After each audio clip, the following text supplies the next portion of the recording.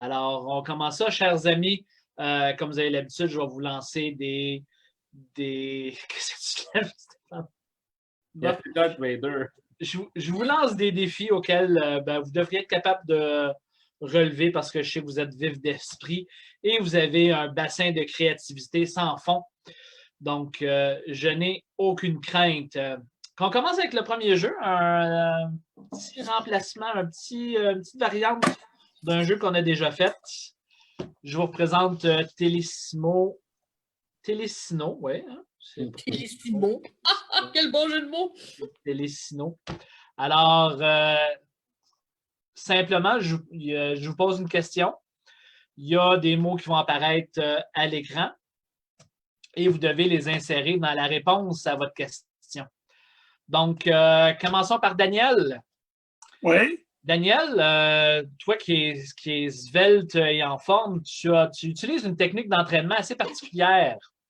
Alors, je vais te demander de nous expliquer ce que tu fais en intégrant les mots que tu vas voir apparaître à l'écran au fur et à mesure. Au fur et à mesure? Au fur et à mesure. Au fur et à mesure, ça veut dire tout du long, ça. Pardon? Y expliquer. Ça veut dire tout du long, ça. Oui, donc, quelle est ta nouvelle technique d'entraînement? Oui, en fait, ma technique d'entraînement est inspirée par les gastéropodes parce qu'on le sait, eux autres, leur manière de se promener. En fait, c'est mon neveu qui m'a conté ça en plantant des hortensias. Alors, la technique, en fait, c'est d'organiser des courses. C'est ça, avec les hortensias, l'idée des hortensias, pourquoi ils sont verts? C'est à cause des chloroplastes qui sont dans les feuilles. Okay? Bon. Alors l'idée là-dedans, c'est d'enligner des gastéropodes et de faire une course. Puis là, tu cours avec eux autres, finalement. Alors, c'est pour ça qu'à un moment donné, et là, on s'en va vers une destination commune qui est précise, qui est déterminée à l'avance. Et c'est là qu'on va. Et, merci, Daniel. Hey, il y en a juste 3. Juste 3. My God, la dernière fois, il y en avait plus. Oui, on le sait, Daniel, que tu aurais pu nous raconter ça jusqu'à demain. Mais bon. Parce que tu sais même pas comment j'ai perdu du poids avec ça. Non, as-tu perdu? Et comment as-tu perdu du poids avec ça? Pas tout. Fait qu'arrêtez ça, buvez du jus de citron. Laurence. Oui. Toi, à ce qui paraît, tu as une nouvelle technique d'embaumement. Eh oui, j'avais un sideline, moi, de tuer des gens. Je commençais à sentir. Fait que j'ai cassé ça dans mon char. Puis à un moment donné, ça a pété ma transmission. Je me suis dit, il faudrait que je trouve une autre façon de gérer ça. Fait que là, maintenant, j'ai mis dans mon salon. C'est pour ça que la caméra est par là. Puis pour le moment, ça va, ça sent moins, mais je ne chauffe pas à l'intérieur parce que sinon, ça fait vraiment beaucoup de l'air. Sinon, Patate, il va sentir ça, là, puis il pisse dessus. Donc, je cherche une autre maison où déménager. Il y a quelqu'un qui a des places à me recommander. Laval? Laval. Écoute, j'ai entendu dire que Laval, dans la saison du printemps, c'est laid. Fait que j'aimerais mieux que non. Hey, c'est laid 4 saisons, Laval. C'est ça, je voulais juste pas insulter tout de suite tout le monde. Donc, je suis allée juste avec une saison. Mais sinon, ma technique, là, si tu veux, je te la décrire, c'est facile. Après ça, il faut juste vider l'intérieur des cadavres. C'est possible au-dessus d'un bidet. Puis après ça, tu peux fouler de paille la personne en tant que telle, puis tu les plantes dans la cour. Ça fait comme un petit village. Bonjour, Gigi. Ah! On me fait kicker out. Merci de te joindre à nous. On intégrera Gigi dans le prochain jeu. Oh, OK. Alors, merci Laurence. C'est vraiment une belle technique d'embaumement que j'ai écoutée jusqu'à moitié. De toute façon, c'était pas intéressant. Ouais, toi. Mais Céline, toi, 30, grande amatrice d'art, tu as découvert un nouveau peintre. Peux-tu nous en parler? Ah oui, il s'agit évidemment de Philippe Congrès. Philippe Congrès, en fait, c'est un Parisien qui a décidé d'être hébergé à Drummondville, mais à tous les jours, en fait, pour mieux s'inspirer, il s'en va à Saint-Jean, là où il y a la base militaire, pour voir les mitraillés, hein, qui sont, comme on le sait très bien, affichés sur le mur de terre extérieur. Alors, ça l'amène à être vraiment inspiré. Parfois, par contre, là, on sent qu'il y a toutes les influences du Brésil ou aussi du Bézil. Là. Des fois, il bésile un petit peu quand il fait ses œuvres. Mais c'est tout qu'un homme, vraiment. Tout qu'un homme, je vous le recommande fortement. Merci. Il y a une lettre qui erre à quelque part. Oui. C'est ça que je me demandais, là. C'est cela. D'après moi, elle erre quelque part. Et Stéphane, Oui, toi, grand amateur d'animaux, je sais que tu sais comment prendre soin d'un iguane. Peux-tu nous expliquer quoi faire? oui, tout à fait. Puis pas n'importe quel type d'iguane. En fait, je me spécialise dans les iguanes de type dialecte. C'est des iguanes qui parlent différemment de l'iguanette. C'est donc plus difficile de comprendre leurs besoins. Il faut vraiment être en communication directe avec eux. C'est pour ça que habituellement, je branche un fil entre l'iguane et moi. C'est important, par contre, de ne pas brancher le fil n'importe où. Il faut comprendre la morphologie d'un iguane avant ça et différencier le trou-de-pète de la face, parce que je me suis fait mordre plus qu'une fois. Donc, sachant ça, on peut entrer en communication avec l'iguane lui-même et de bien comprendre les états d'âme. Et mon iguane personnel préféré m'a parlé récemment, donc j'ai pu comprendre qu'il voulait se lancer en politique fédérale en tant que premier iguane. Et donc, je le supporte fermement et c'est pour ça que j'ai d'ailleurs débranché le fil de cette iguane. Maintenant, il ne reste plus qu'à attendre les prochaines élections. Merci Stéphane. Fort intéressant. Les amis, devinez quoi? Tu ne sais pas, hein, Daniel? J'ai un ami qui ouvre une boucherie. Ah! Oui, mais une boucherie spécialisée pour les amateurs de poissons. Non, non, non. J'avais compris une moucherie. Je suis vraiment rassuré. Une boucherie. Une boucherie, ça prend vraiment quelqu'un qui a vraiment minutieux et qui va te faire un gigot de mouche, là. C'est compliqué. Donc, cet ami-là qui ouvre une boucherie pour les amateurs de poissons, comment on pourrait appeler son commerce? Comment pourrait-il appeler ce commerce? Là, je suis dans le jeu. Oui, tu peux faire une proposition. Un filet de steak. Ah. Au poisson rouge? Avec du poisson dedans. Sang, rouge sang, poisson rouge sang. OK. Bon, on passe à une autre chose? C'est pas moi côte de carpe, je ne sais pas. Steak de sol. Tout est bon là-dedans? Oui. Stéphane, Oui, bienvenue aux mouches titi. toi qui régulièrement, avec ton groupe, présentais un spectacle qui s'appelle Acquis la réplique, fais-nous une publicité pour les prochains spectacles d'Acquis la réplique à la manière d'un politicien. Mesdames et messieurs, il me fait plaisir aujourd'hui d'être présent devant vous et de vous annoncer qu'en partenariat recherché avec des membres humoristes fort pertinents et fort je dirais même fort drôles, de m'enjoindre à vous inviter, de venir tous ensemble, chacun de son bar, chez eux, isolés, au prochain spectacle du groupe dont ces comédiens s'appellent Acquis la réplique, qui ne se tiendra pas le 24 mars au barrage. Donc, ça sera bien important de s'imaginer un spectacle humoristique haut en saveur et en couleur et rire dans le profond creux de son divan en buvant, bien sûr, une Corona pour s'immuniser, quand on sait que c'est la bière qui tue le virus.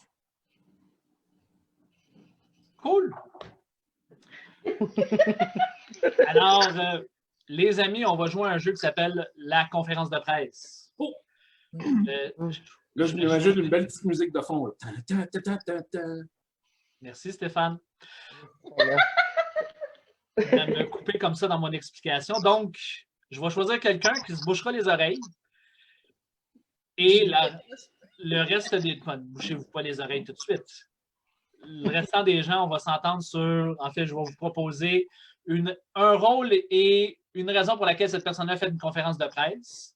Vous allez devoir poser des questions afin que cette personne-là découvre qui elle est et la raison pour laquelle elle a fait une conférence de presse. Par exemple, je pourrais choisir Stéphane et lui dire qu'on pourrait décider que Stéphane est Donald Trump qui vient d'annoncer qu'il va se marier avec M. Poutine en Russie. Et donc, vous donner les questions. Donc, Daniel, je vais te demander de te boucher les oreilles. Oh non, j'entends bien. N'entends rien. Hey, fais ça vite, Robert, parce qu'on t'entend pas. Alors, Daniel sera... Daniel, ta gueule! Alors, Daniel sera le lapin de Pâques qui vient d'annoncer sa retraite. Parfait. OK. Et nous, on n'a pas de journaliste attitré, là. Je me suis dit qu'il fallait vraiment que tu fasses un signe parce que j'entendais pas. Qu'est-ce que tu disais, Gigi? Je disais que nous, c'est libre. Oui, c'est libre. OK. Alors, merci beaucoup, Daniel, d'avoir fait cette conférence de presse-là. On va passer à la période des questions. Non, c'est moi, c'est important. C'est important d'en parler. Alors, première question. Oui, dites-moi, l'année dernière, à Laval, quand il y a eu cet énorme fiasco et les familles s'en sont plaintes longuement, pouvez-vous me dire quel était le fondement de pourquoi vous avez annulé ça, dans le fond? En fait, à partir du moment où est-ce que... c'est sûr que quand on annule, on ne fait pas de plaisir. Il y a des gens qui ne sont pas heureux. Hein?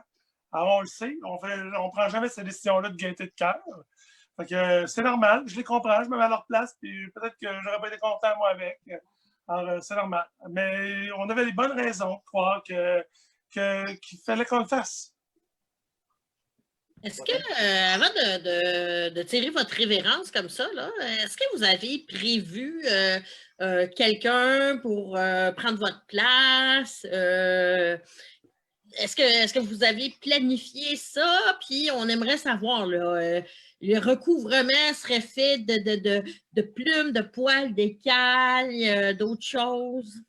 Bon, tous les bons leaders là, ils pensent à leur propre succession et aussi aux successions hein, évidemment, quand on prend des décisions, il faut qu'on pense à long terme. Il faut qu'on voit plus tard qu'est-ce qui va arriver dans un deuxième, dans un troisième temps, dans un huitième temps. Alors, moi, j'ai des conseillers, puis on réfléchit, puis on se dit, évidemment, on envisage ça, plumes, écailles, gravier. Alors, toutes les solutions sont envisagées à cet état-ci. Et bientôt, on va venir avec la solution finale, là. J'aurais une petite question, monsieur. Vous, Oui. c'est un peu personnel. Écoutez, si vous n'êtes pas à l'aise, pas grave. Je me disais, toutes ces années à pondre des œufs, mais sans cloaque, ça doit faire mal. C'est sûr que mes consoeurs féminines ont plus de facilité. Elles, le cloaque s'ouvre, c'est réglé. Okay. Et avec, même là, selon certaines, c'est douloureux. C'est pour ça qu'on les entend parfois faire un... par moment. Oui? C'est bizarre. J'aurais pas pensé. Là. Je pensais que même les femelles n'avaient pas de cloaque.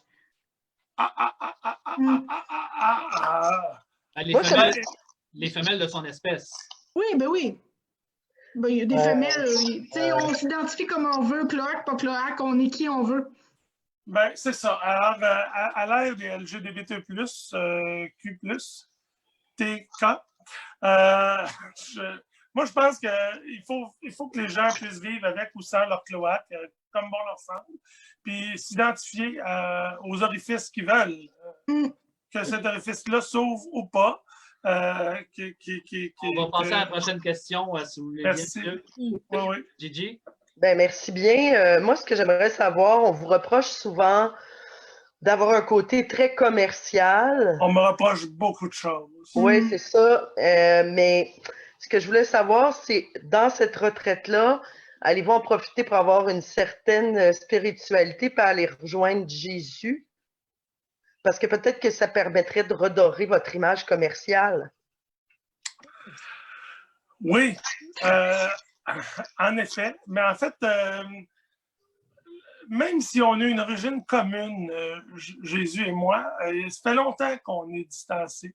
Et ça fait longtemps qu'on ne se parle plus. Et, parce qu'à base, le chocolat, c'est pas lui qui a amené ça. Hein? C'est vraiment mon initiative personnelle. Le chocolat, lui, il disait il avait faim, il aurait mangé n'importe quoi après 40 jours. Jésus, vous as-tu déjà mangé? Non. Parce qu'on se rappelle que moi, je m'inspire des Mayas aussi. Hein?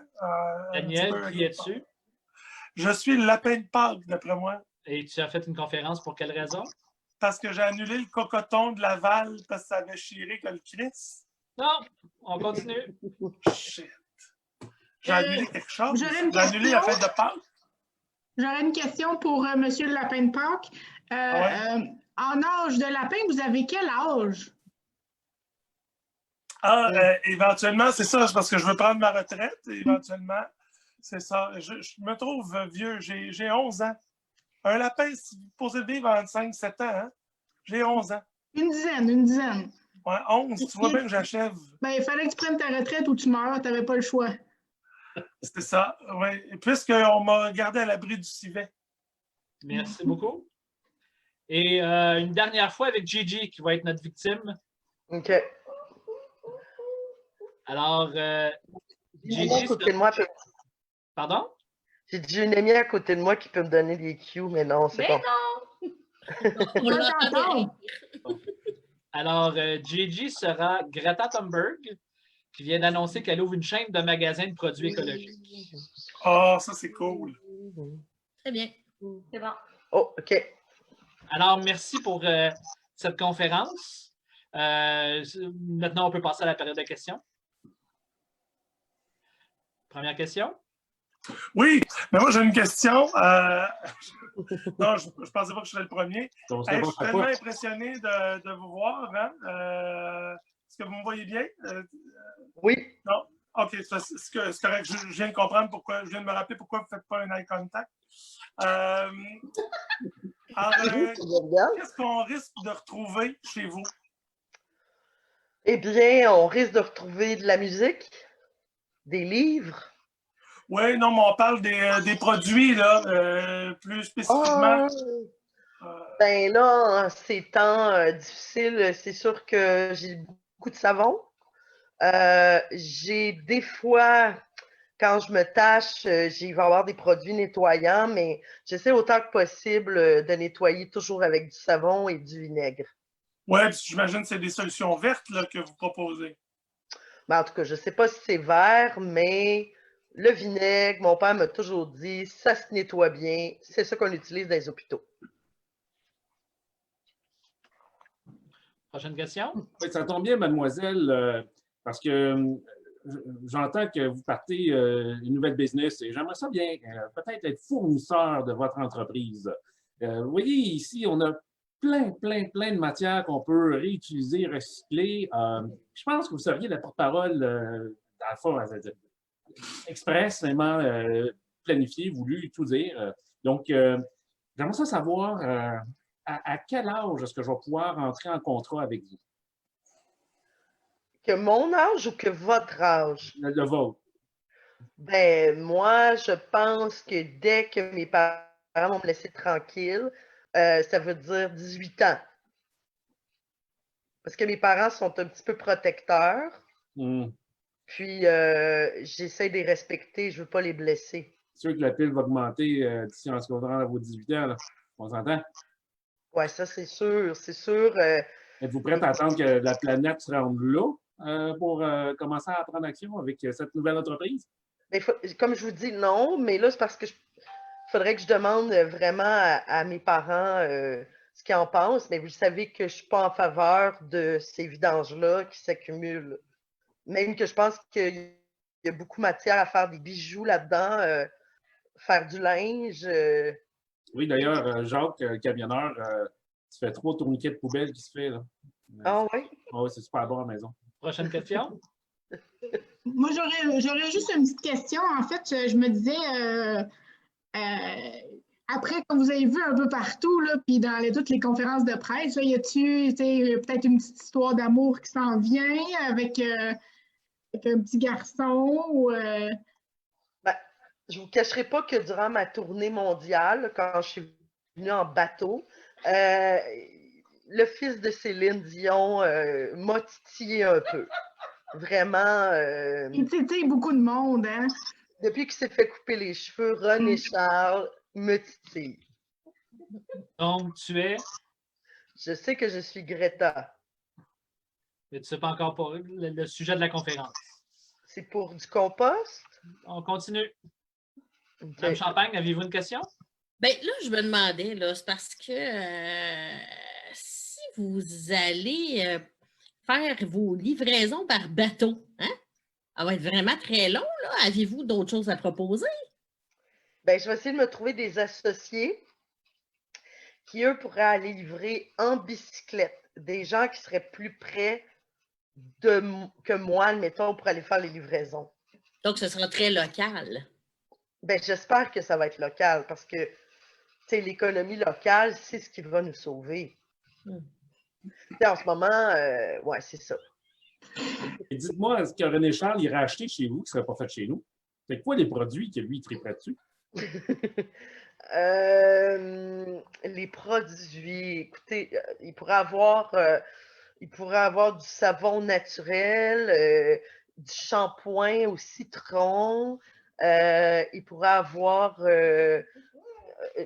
oui, aussi pour les chats, hein, des colliers faits avec du bambou. Non, le bambou, c'est pas bon. Je veux partir d'un marché local. C'est assez proche. En fait, c'est une chaîne de magasins de produits écologiques, mais avec les indices qu'ils t'ont donnés, tu n'aurais pas pu trouver. C'est pas de ta faute. Ça va être notre faute. Ça, c'est drôle. Poil avec les images derrière. Donc, on va terminer ça là-dessus. Merci beaucoup, les amis. Merci. Puis, on pourra se revoir pour faire une autre séance des défis de Bobby. Bye. C'est tout. Bye bye. Merci.